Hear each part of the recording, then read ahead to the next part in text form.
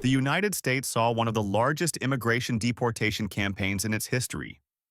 Many sources called it a historic deportation wave. President Donald Trump's administration enforced strict immigration policies. These policies focused on deporting undocumented immigrants, especially those with criminal records or wanted by law enforcement. The campaign aimed to return immigrants to their home countries. It also used a third country deportation policy, sending immigrants to nations other than their homeland. If you're interested in this topic, comment number 1. After taking office in January 2025, President Trump promised a large-scale deportation campaign. The target was over 10 million undocumented immigrants living in the U.S. The administration issued executive orders to strengthen immigration enforcement. These included increasing arrests and deportations. The Immigration and Customs Enforcement Agency, known as ICE, was directed to focus on detaining undocumented immigrants with criminal records, such as murder or sexual assault. According to NBC News, by the end of May 2025, ICE had arrested 752 people convicted of murder and 1,693 convicted of sexual assault. These were among 435,000 undocumented immigrants with criminal records. Another policy allowed deportations to third countries. In June 2025, the U.S. Supreme Court lifted legal restrictions. This let the administration send immigrants to countries other than their homeland if their home country refused to accept them. For example, on July 15, 2025, 5 immigrants from Vietnam, Jamaica, Laos, Cuba, and Yemen were deported to Eswatini, a small nation in southern Africa. The Department of Homeland Security, or DHS, introduced the CBP Home app. This app offered financial aid and transportation for immigrants who chose to self-deport. DHS reported thousands used the app to leave the U.S. Each person received a $1,000 grant after confirming their return to their home country.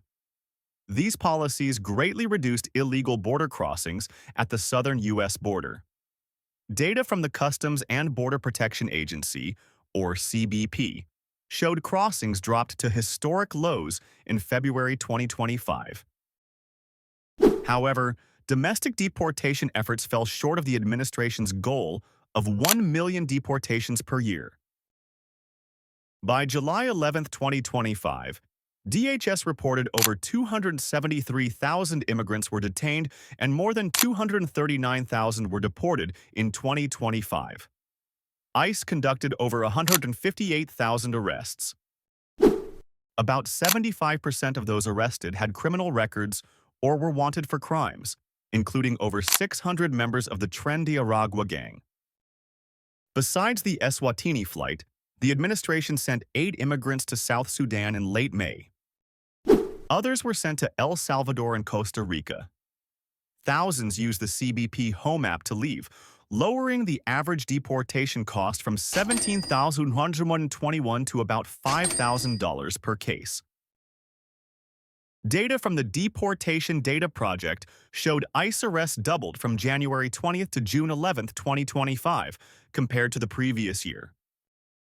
Since May 20th, ICE has averaged nearly 1,000 arrests daily.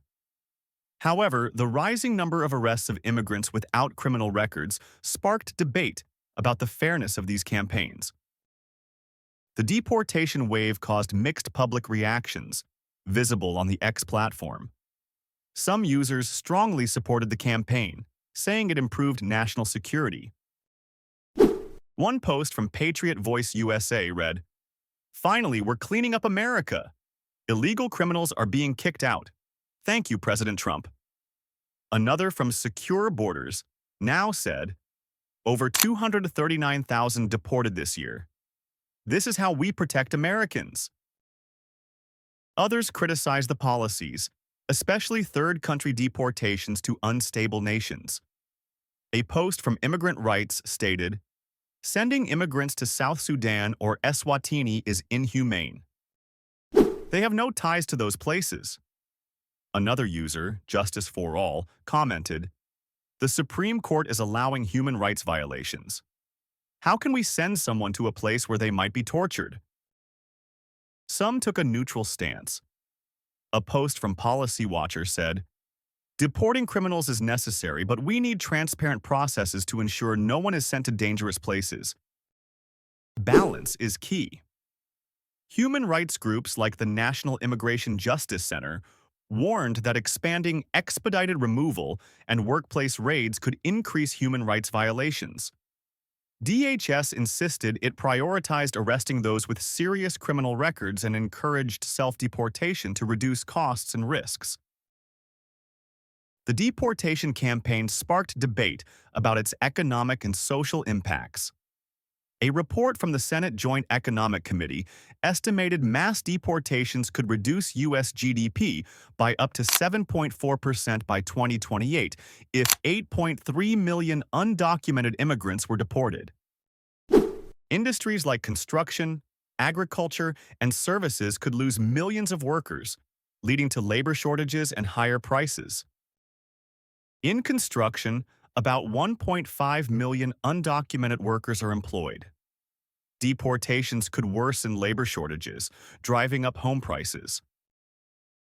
In agriculture, around 225,000 undocumented workers face deportation risks, affecting food supply and prices. Deportations would also reduce contributions to Social Security and Medicare, with estimated annual losses of $23 billion for Social Security and $6 billion for Medicare. Socially, deportations raised fears in immigrant communities. Many families with U.S. citizen members or legal status worried about separation. A February 2025 Pew Research Center survey found 32% of Americans supported deporting all undocumented immigrants. Meanwhile, 51% said only some, especially violent offenders, should be deported. Internationally, third-country deportations drew strong reactions. Eswatini, with a population of about 1.2 million, expressed concerns about receiving 5 immigrants from the U.S. Its government promised to detain them in isolated areas, but local women's groups condemned the move, calling it the U.S. dumping trash. UN human rights experts raised concerns about deportations to conflict zones like South Sudan. They urged the U.S. to ensure transparent legal processes and access to legal aid for deportees. Nigeria refused to accept immigrants from Venezuela or third countries, citing its own internal issues. The July 2025 deportation wave showed President Trump's strong commitment to immigration enforcement. However, it raised questions about humanity and economic efficiency. The policies reduced illegal border crossings and targeted serious criminals, which many supported for security reasons. Yet, third-country deportations and the rising arrests of non-criminal immigrants sparked concerns about human rights and long-term economic impacts. Supporters argued these measures were vital for national security and easing immigration system burdens. Critics stressed that mass deportations harmed the economy and hurt immigrant communities and their families. Comments on X showed deep public division, with both sides offering compelling arguments from their perspectives. The July 2025 deportation wave marked a new phase in U.S. immigration policy, with unmatched scale and speed. It achieved goals like reducing illegal crossings and arresting criminals. But it faced challenges, including international backlash, human rights concerns, and economic risks. With American society still divided on immigration, finding a balance between security and humanity remains a major challenge for the future. This article has utilized reliable sources and perspectives from social media to provide a comprehensive view. For a deeper understanding, readers can refer to statements from DHS, CBP, or reports from Reuters, The Guardian, and WOLA.